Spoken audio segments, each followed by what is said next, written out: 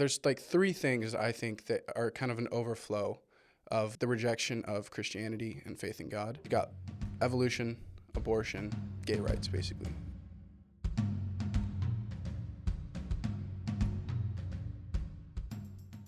Hello, everyone, and welcome to another episode of the Athos Life Podcast, where we discuss ideas, topics, and events that help us shape a life of strength, purpose, and excellence.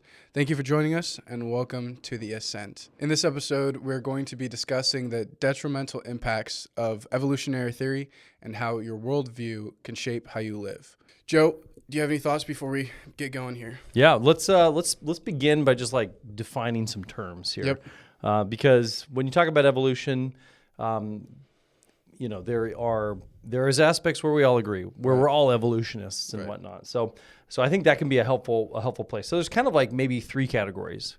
There is the evolutionists, the Darwinian evolutionists, who would be what Scripture, Psalm 14 would say is a fool. The fool says in his heart, there is no God. Right. So that would be your Darwinian evolutionist who, I think you have a quote from Richard Dawkins that we're gonna talk about. He would be the classic biblical fool because he says in his heart there is no God. Right. And then there are people who would embrace evolution who also don't say in their heart that there is no God, but they just don't particularly take literally the historic account of Genesis 1 through 3 as the creation account. Right. So that'd be another category. And then there would be the category where I think you and I would both fit in, which is where we see Genesis 1 through 3 as actual history. Right. It's biblically authoritative in describing what happened at the origin of the world. Yeah. So that's, I think, a helpful characteristic, a helpful definition, I should say, for our listeners. Right. Are that what category do they fall into? Right. You don't want to be in the first category because that's what a fool does. Yeah. But in that second category, if you're a Christian and you're persuaded by the Darwinian evolutionary arguments, hopefully this podcast will be an encouragement to not. Right. But also, hopefully it'll help you to see some of the discernment issues that can come about by embracing a worldview like that. And the last definition I would say is, I said at the beginning, we're all evolutionists to a certain extent. Well, because we all recognize that there's all kinds of change within species. Right. So that kind of evolution, we are not something new, nor was Charles Darwin in recognizing that there was lots of change within species. Right. Where we reject would be the idea of cross-species evolutionary, kind of macro evolution, where one species can become an entirely new species through the pressure of natural selection and mutation. Yeah. So hopefully those are some helpful definitions to start the discussion with. Yep, absolutely. So I think we're going to start off, like, from a Christian perspective, how this kind of impacts directly how we live is because our presupposition is that from Acts 17, 17:28, one of my favorite verses, Paul's talking to the Greeks, and he says, "In him, God, we live and move and have our being." So that kind of fundamentally frames how we're living, and our life is sustained and given to us by God, and so that shapes how we live. Charles Darwin said it himself that he believed that the fossil record would bear out his presupposition. That hasn't been the case today, and so now they've changed their evidence to be the DNA. Our DNA is similar in these areas. Right. And I was just listening to a debate. I think it was Richard Dawkins. He was talking about that. He's like, well, we might not have fossils, but the DNA is our strongest evidence. And like, you can't deny that. And so it's like, how do you look at it if that's your fundamental basis for it, is just looking at the DNA rather than if your presupposition is God made all things similar, versus these things adapted and have stemmed from each other, and that's why we have a common ancestry there. So it's an interesting topic. I kind of want to start here with kind of how, because there's like three things I think that are kind of an overflow of like the rejection of Christianity and faith in God. You got evolution, abortion, and then like gay rights, basically, LGBTQIA movement. Those are like the three things today that even if you're a like solid Christian, or not solid Christian, but like somebody who believes in God, is familiar with these ideas, they still stick with us today, and they impact like the culture. If you could be a conservative and still be pro-abortion, still be an evolutionist or theistic evolution, however you want to frame it, and then still be like, yeah, people should love whoever they want to love. And so I think when it comes to fitness, well, you wouldn't be a conservative, but you would. You wouldn't. You would be like a modern day conservative. Yeah, you'd be maybe a Republican. Yeah, you could be a Republican for sure. Yeah. Right. So, but this kind of overflow was specific with evolution. You have Charles Darwin, 1859. You've got the Scopes trial in 1925, and then you have in 1968 the decision in Epperson versus Arkansas overturned the state laws banning evolution teaching, solidifying in its place the curriculum for today. And so that's kind of like the history. And so where we're at today is it's kind of assumed. People don't really talk about origins anymore. Like they're not saying like, it's really hard for them for a scientist, if you're listening to them talk, to start with like evolution from like the beginning. They just assume today this comes from evolution, and they just talk about it in a general sense because it's really hard to be like, this is how it was exactly happened. Right. So it's very similar actually to like climate change. Right. The media loves to trot out the 97% of scientists agree that climate change is really happening, Right. but that the pool of scientists that they're pulling from are scientists who apply for grants that are government-funded grants, where you have to set out to prove climate change to be true because that's the policy. That's what everybody has agreed on. So 97% might agree that climate change is real, but that's only from the pool of those who just assume that climate change is real to begin with. Right. They're not willing to challenge the assumption. Yeah. And I think one of the things that Jesus famously said that we need to be as wise as serpents. We need to be as innocent as doves. We need to be as wise as serpents. And I think Christians have, in particular, been quite gullible in the name of science to just follow what people have said is scientifically accurate. Evolution is probably maybe with climate change being a close second, one of the most sloppy sciences that are out there. If we can all agree that science is based off of observation, off of repeatability, off of the ability, off of not just simply conjecture or mythologizing. Right. And evolutionists are amazing they are incredible world builders. Yeah. They build these incredible myths. They're unbelievably creative. Right. Like they really have a true gift in storytelling. Right. But they do it in the name of science, and many Christians are taken in, well, that's the scientific fact. Right. But when it comes to origins, the scientific method needs to be seen as the tool that it is. Right. It's just inadequate to explain things that are not observable. Yeah. So it's perfect for building a bridge. It's perfect for trying to solve diseases. It's perfect for trying to get to Mars. You need science for all of that. But if you're trying to figure out what happened 5,000 years ago, or supposedly 50 million years ago, the scientific method is just inadequate for that because you have to just base everything on conjecture. Yeah. And that's not what science is. Right. Yeah. So really, one of my big encouragements to our listeners would be, be more skeptical. We need more Christian skeptics. Right. Too often you have the Richard Dawkins of the world who are the supposed skeptics, right. But they're not skeptical at all when it comes to evolution. That's just their presupposition, right? Yep. Christians need to be more skeptical. Like my older kids are reading through right now in school Darwin's Origin of Species. Yeah.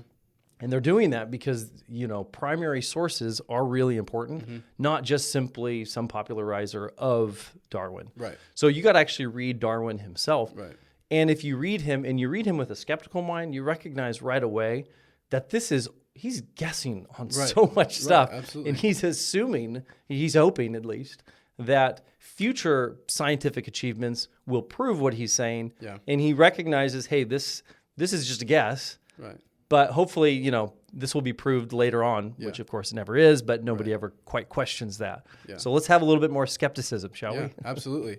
Yeah, I think there's a famous evolutionist that said, it might be Richard Dawkins, it might be somebody else, but they said science, the evolutionary theory is like works well for us as long as you grant us one miracle. Yeah. And I'm paraphrasing it, but that like Right. they want to accept that the origin is a miracle. Sure. And they can't figure out based on like the scientific method of repeatability and like being able to observe everything.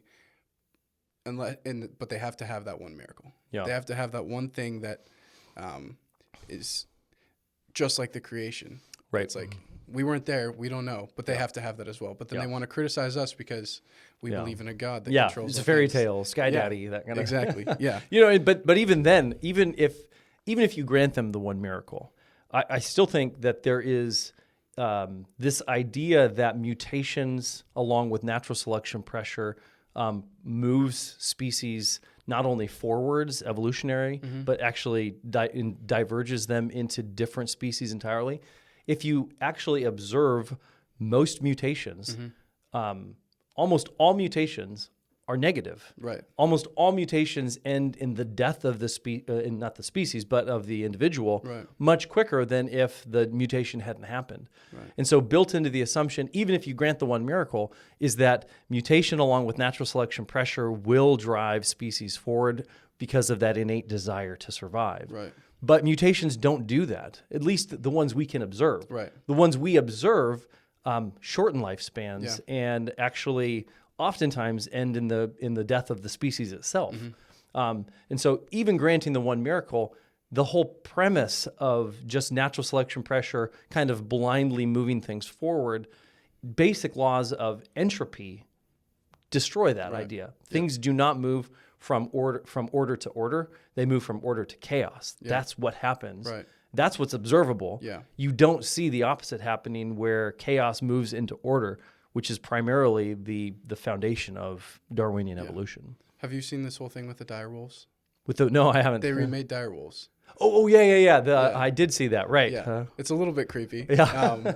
But yeah, it's one of those things where they, I mean, that's the type of evolution that I would believe in. Like you had the dire wolves, and they died off, and the ones that had micro adaptations to their environment. Like the thing with their premise is that dire wolves were bigger and slower because they had to take down bigger and slower game. When the bigger and slower game died off due to cataclysmic events or hunting from humans, that the dire wolves didn't have a food source, so they died off. The faster, smaller ones were still able to eat the faster, smaller prey, like deer. But then the dire wolves died off because they couldn't hunt those things. That's the type of like evolution that I would say, because you had, I believe at creation there was a much greater genetic makeup, and then as like you're saying, the degradation of genetics from after the flood I think it's clearly observable. Yeah, and Well, in going back to the scripture that we started, in him we move and we have our being, right? We move and live and have our being. And it says in Colossians chapter 1 that in Christ, all things are being held together. Right. So literally, at the atomic level, Jesus is holding the world together. Like that is, so I think you can look at, I don't think you necessarily have to have like a de-evolutionary perspective of like man is getting worse or something like that. But I think what you have to recognize is it dire wolves? Yeah. Okay. So D-I-R-E. Why did the dire wolves come back? Well, because some people decided to creatively come up with, map out supposed DNA, and then create something that they say is now, this extinct species. Right. But how did that happen? Well, it happened because there was this outside force that created something. It just didn't just happen. Right. And so even in bringing back an extinct species, which I think we should even be skeptical somewhat of what is this actually that they made? That was my thought. Yeah, exactly. I'm not buying that this is like Jurassic Park. Right. Okay. Yeah, right. Yeah, for sure. But at the same time, it's like even that shows that these kinds of things don't just happen on their own. Yeah. It takes outside. It takes the outside work of something. In this case, it was man. But in the beginning, it was God speaking the world into existence. This is an interesting topic, and we could probably go way farther down this than we actually need to, but you don't, maybe you do, but that man has lost the strength of his genetic makeup since from Adam and Eve. I don't think you have to take that Okay. view. I think that there's, I believe the Bible in all the parts that should be taken literally. I take them literally. Okay. So when it says that Adam was 930 years old when he died, I don't believe that was some metaphor for his lineage or something like that. That was Adam. Right. So Adam almost made it to 1,000 years old. So there's definitely some tremendous degradation that has taken place, and I would say yes, from as a result of the flood, as a result of the, kind of the second curse on mankind because of our wickedness. So absolutely, I think where I maybe would say the past 4,000 years, I don't know that there's necessarily a tremendous amount of degradation in the genetic pool since the flood. So it's like a quick drop off and then a stabilization. I would say so, yeah. Yeah, that makes sense. All right, so we've kind of addressed kind of how the impact on education and science is negatively, like basically how you view the world. If you look at it from this like rocky foundation, you're going to have problems in other areas. Quick example, there's like I forget how to say his name. It's like Gad Sad or something like that. He's an evolutionary biologist, and he basically is trying to take evolution and apply it to other areas of life. So like evolutionary biology to finances. Like, why do rich people do the things that they do? Why doesn't a rich person buy a super nice car? Why do they invest in art? Well, because they have to stand out from their peers. This is an evolutionary thing. Sure. You can't just have the thing that everybody else can have. You have to buy something weird, and so that's the type of thing he does with evolutionary biology. Yeah. Whereas if you were to look at these types of things from a creation perspective, it gives a moral perspective to it. Should the super rich billionaire be trying to buy art because he wants to stand aside from his peers, rather than just observing that as a thing and saying like, this is why they do that? Is that good or bad? I think that's when it comes to education and science, having that moral compass for the things that we're doing and the things that God created us to do is super important. Absolutely, yeah. So. If you don't have your first causes figured out, then we're literally just fizzing molecules here, and we're going to fizz out in maybe 70 years, or if by reason of strength 80. Right. We're going to be dead and gone, and then everything we did, whether we were a billionaire or whether we lived a life of poverty, it actually doesn't matter in the big scheme of things at all. Right. But if you start from the fact that we are created in the image of God, that He created us with the express purpose of glorifying Himself, then all of those questions about whether or not a billionaire should buy art or should be a patron of the arts, or should take their great wealth and build up Christendom with it, like all of those questions now have at least a place to begin. Right. Whereas when you have just the again, we're kind of this is Psalm 14. The fool says in his heart there is no God. If you say Darwinian evolution is clearly true, it clearly disproves God. There is no one out there. There is no right or wrong. There's no evil. There's no good. The universe is essentially indifferent to whatever it is that you do. Right. Then you have to now make the case that, well, from an evolutionary standpoint, it's good for you to be sacrificial to your neighbor because it helps the community, the survival of the community, as opposed to the individual. Right. Well, Darwinian evolution is inherently individualistic in terms of like my survival, not so much the survival of my people. Right. Because if this is all there is, what do I care? I want to squeeze every drop of life that I can. Because I know that there's nothing else. So again, I think oftentimes the devil takes the things that are good, because the devil can never create anything. All he can do is corrupt. Right. So he takes these things that actually do have, like, there are evolutionists out there who have tremendously keen insights into human nature, and we should learn from them. Yeah. But we should reject utterly the worldview that brought about that insight, because Jesus says oftentimes the children of darkness or the children of this world are more savvy. They're more what in the parable of the unjust steward, he says the children of this world are oftentimes wiser than the children of light. So we have tremendous things to learn without being persuaded and kind of romanced by, well, if I accept this notion of Darwinian evolution, now I'll be kind of accepted as being not one of those kind of backwards fairy tale believing Christians. Right. Now I believe a new fairy tale. Yeah, yeah, absolutely. So we can kind of just walk through here, like fitness and the purpose of man, and kind of how it affects these areas. If we're looking at an evolutionary perspective, reduces the body to mere biology, clashing with the Christian emphasis on sacred purpose, promoting fitness ideals based on biological necessity rather than spiritual health. Like you're talking about there, this is just it's a biological thing. This is just a need that you have to have to survive.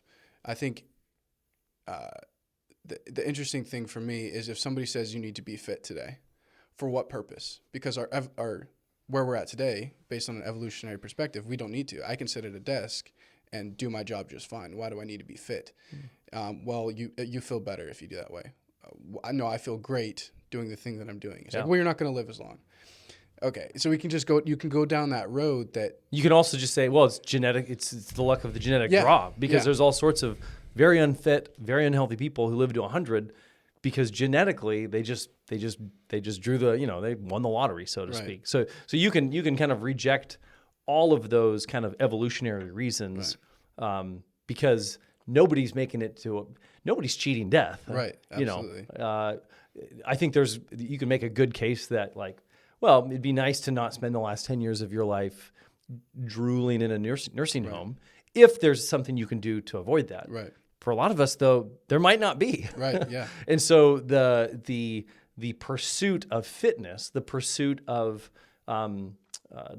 health, needs to fall in line with all of our other pursuits. Mm-hmm. Is this ultimately bringing glory to myself, or is this bringing glory to God? Right. Because if God made me in His image, and He gave me this world in which He told me it's the glory of God to conceal a matter, right?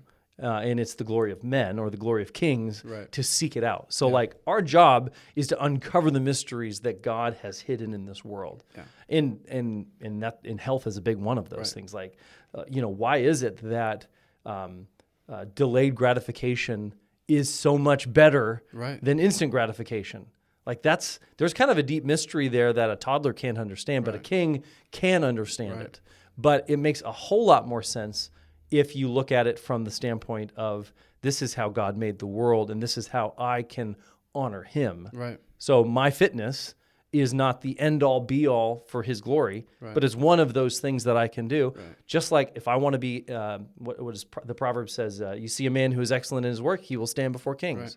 Well, like, if you're excellent in your work so you can stand before a king, that is, well, first of all, there's the King of Kings, right? Mm-hmm. We all should be seeking to stand before that King of Kings, because we are given that well done, good and faithful servant. Right. But there's also this sense of, if you are excellent in your work, you should want to be recognized for that, so that you can give the glory to God. Right. So evolution kind of short circuits a lot of that, because it is so inherently individualistic and self-centered, because it's like, this is all you got. Right. And the more you get for yourself, ultimately, because the universe doesn't care. Yeah. The universe isn't going to reward you or punish you. It's once you're done, you're worm food. Yeah. Then there's not the men planting trees in whose shade they know they'll never sit. That doesn't happen anymore. Right. Because it's every man for himself. Yeah. It's so interesting to me to see people who accept so much general revelation without tying it to anything. The how good you feel when you work out, and when you eat right and do the things that you're supposed to with your body. You're like, people love that. They feel good, and it's amazing. But they don't tie it to anything other than mere biology. Mm-hmm. That's so interesting to me, because it's just, if you have to work so hard to feel this good, what purpose does that have for you? How does that get you anything if it's just a temporal body? You're here on Earth. Okay, so you're gonna, like, you wouldn't rather just be laying on a beach somewhere eating the most delicious food for the rest of your life? Like, why wouldn't you just do that? Mm-hmm. Why would you feel the need to grind every day, get up at 5 a.m. if you don't believe that you were put on earth for a reason, and you're only given one body. Mm-hmm. It's mind blowing to me that God has built these things. The rain falls on the just and the unjust, Mm-hmm. and God has built these things into the world for those who believe in Him to observe, and those who don't believe in Him to experience. Yeah. So very interesting that just that perspective can promote your fitness. If you believe in, you have a higher calling. You have that, like Paul says, there's a physical aspect to a spiritual calling. There's something that he has to do here on earth. I discipline my body and make it my slave. He is given a body that he has to control for the purpose of his spiritual calling and for those he was influencing as well. Yeah. So, and if you look at the fruit of the Spirit, and there's not fruits of the Spirit, it's a bunch of grapes, right? It's all the fruit. Right. So love, joy, peace, patience, kindness. It's all one fruit. So it's not like you can just have some of them. You got to have it all. Right. But it's all crowned. What's the last one? What's the crowning fruit? Is self-control. Yeah. And of course, self-control is primarily in our self-control against sinning. Right. Like we need to reject sin. Yeah. But self-control is that disciplining of the body that shows that I'm not just going to live for ease and for pleasure, a little sleep, a little slumber, a little folding of the hands for rest, and poverty will come on you like an armed man. Yeah. That type of poverty, it could be financial poverty, but it also could be just like physical poverty, like physical health poverty. Like if you want to live in this modern world with all of our hyper palatable foods that are always an instant away from you, someone will literally drive it to your house and hand it to you. Right. If you want to live in this world without self-control, it will be like giving whiskey to a toddler. Like you don't know how to, without self-control, you cannot live in this world. Right. Yeah, absolutely. And that's just the world that we have inherited. 100 years ago, they had different battles that they had to fight. And this is the fight that we have to exercise self-control and discipline our body from is the modern tendency to consume. Yeah. That's what we have to guard ourselves against. Yep. So. We'll get into this last point here. The biggest thing with evolution is it degrades the purpose of man here on earth. If somebody, I think people today can experience everything that Solomon experienced in his writing of Ecclesiastes. He was able to do all those things because he was rich. Most people today have a cell phone that they can experience the world with. Yeah. And they can delve into these things until their eyes are red and it's 1 o'clock in the morning and they're like, I'm exhausted, I'm going to go to sleep. They can do that every day, and they can see they're on the fast track to seeing what Solomon saw, and then coming to the conclusion that this is all meaningless. And if they are not given an answer for that, I think that's why that like depression is so high today, and men are feeling purposeless. And while now there's this red pill movement coming back because they're actually giving men something to work for, and then they're being applauded for working hard. It still fails to answer why they're doing those things and why those things make them feel fulfilled in those types of areas. It's going to be a short-term gratification, but they're easily fast-tracked today to seeing how vain the world is, and an evolutionary perspective is not going to get them a purposeful life. Yeah, there's a fantastic YouTube channel called Epic Spaceman. Okay. And Epic Spaceman is not a Christian. He does all of these. I actually haven't watched very many of his videos, but I've showed several to my kids. And he does an incredible job of kind of showing the size of the solar system, the size of our galaxy, the size of the known universe, and, which a lot of it is kind of is guesses, because you can't observe an infinitely expanding universe. Right. But if you watch any of his videos, there's one on where he takes each galaxy, each known or not known galaxy, but each of the supposed galaxies that are out there in the world. We live in one, the Milky Way, and there's supposedly billions of galaxies, and he shrinks them all to the size of like Cheerios, puts them in a swimming pool, and kind of gives you like this visual comparison for how big the universe is. His takeaway from that is that even though the universe is big, even though you're, this speck on a speck on a speck, you're still important. Well, why? And then when I talk to my kids about this, like he can't give you a reason as to why you're important because based off of what he said, you're not actually important at all. Right. You are a speck on a speck on a speck, and no one cares except for this little blip on the the timeline of history where you are there for less than an instant. Yeah. There is no answer that a guy like that, even though he's this incredibly gifted communicator to express the glories of the universe. Psalm 19 says, the heavens declare the glories of God, right? He does an amazing job as an unbeliever of declaring the glory of God. Right. But because his presupposition is without God, all he can do is say, well, compared to an atom, you're the size of a galaxy. Right. So you're not that small. Yeah, right. Or, it's like these are just kind of these are just kind of like lame things to tell you, like, you're actually important. Like, just take my word for it. You're important. Yeah. It's like, don't take this knowledge and absolutely despair over it. Right. Yeah. Which a lot of people just put like, wow, that's how big the universe is. And this is how small and insignificant I am. Right. What's the point of life? I'll cast myself off of a bridge and to my death and no one will care. Right. Yeah. No, if you, even just looking up at the stars on, like, even if you're a Christian, you look up and you feel insignificant. Yeah. And you're like, am I really making a difference in this world? Yeah. And to combat that, you have to know that God put you on this earth. You have to believe it. Yeah. You have to. It's not. You can't just be something that you acknowledge and be like, this is what I've been taught. This is what I know to be true. Sure. It's something that you have to believe, and it influences your actions. Yeah. You and Christians need to reject that because there is that. It really is a sinful tendency to see your own insignificance because that's not how the Bible sees man. Right. Psalm 8, David says, when I look at the heavens and the moon and the stars that you've created, what is man that you're mindful of him and the son of man that you take notice of him? You've set him a little lower than the angels. So it's like all of the glories of the heavens and God sees you as more glorious than them. Like God, because you're made in his image, you actually have far more purpose than even the vastness of the universe.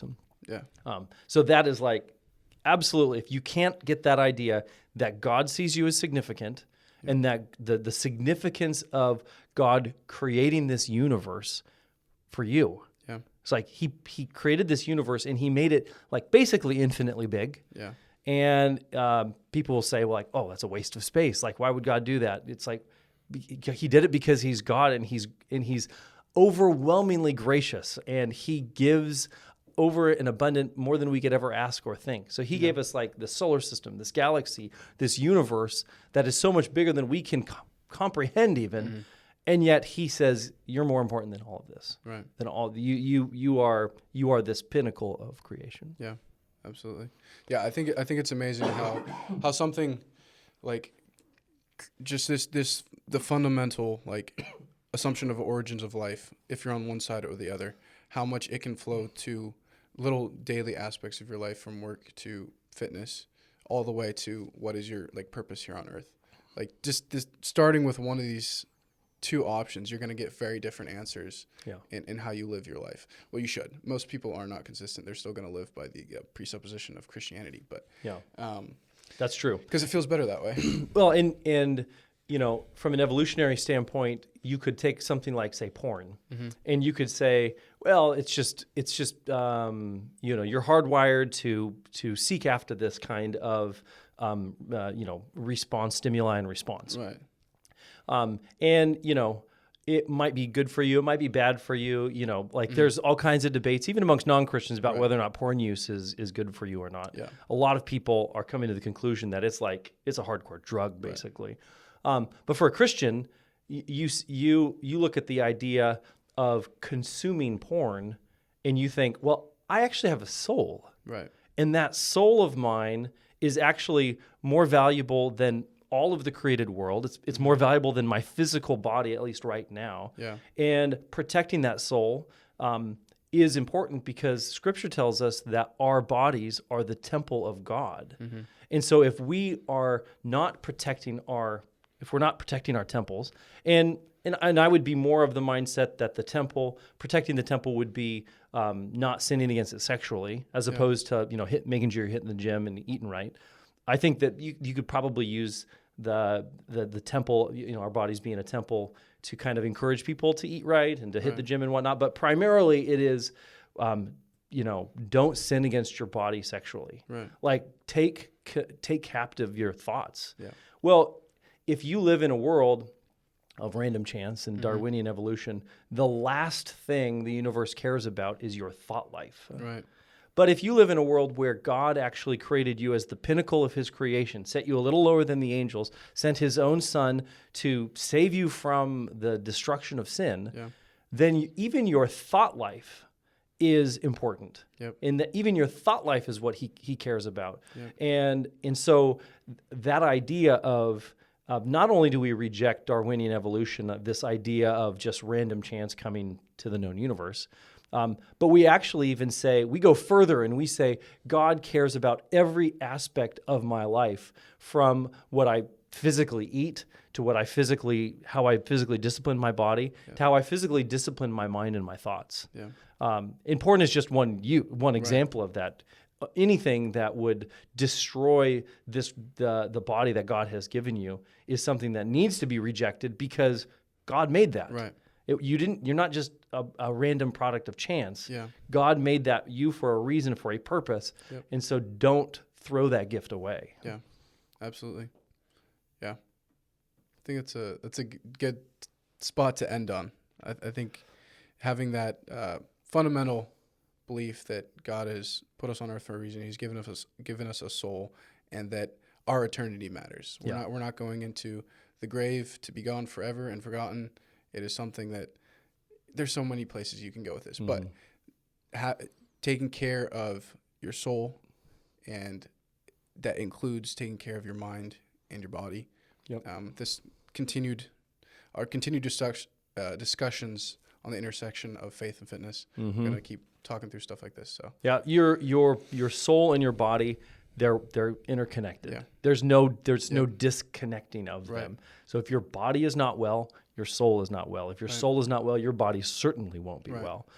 That's why when you're sick, you feel like such an oppression on everything. Like some of us, I don't know, maybe it's just me, but it's like, just take me home, Lord. Like, I'm just ready to be done with life when you're sick, because when your body is not well, your whole being is not well. And so this idea of fitness being more than just disciplining the body, it's also a disciplining of the soul, because body and soul go together. When we die, our bodies go in the ground. Well, what are they doing there? They're waiting for the day of resurrection, when our renewed soul and our renewed body will be reunited again. Yeah. And so, like, part of our time here on earth is just making sure that we're redeeming that time of stewarding well this body and soul that God has given us, because it's the talent. Yeah. We don't want to bury it in the ground, because we want to invest it, spend it. Yep. And that's why you'll oftentimes hear from me, like, for our guys who are out there really motivated for fitness, like, that's great, but don't let that be your whole reason for existence either, because there's more to your investment in this world than just fitness. Absolutely. But it is a key thing, and you can't have an unhealthy body, and not have your soul deeply affected by that. Right. Absolutely. Yeah, I think the work that we're doing here, talking about fitness, we couldn't really have a job doing this. I don't know if people all believed that fitness was like an important thing that we should care about. Yeah. You know, if everybody was fit and they were all worrying about like building the kingdom of God, then we'd be out of a job. Yeah. But the reason we're doing this is because people are out there that don't believe that, and they need to, I don't know, get their act together. Yeah. So let's go. Let's do it. Yeah. So yeah, I think that's about it, unless you got any closing thoughts. Oh, it's great, man. Okay. All right. So thank you guys for joining us. That's it for this episode of the Athos Life Podcast. Now go out, train with purpose, chase excellence, and live the ascent. Have a great day, you guys.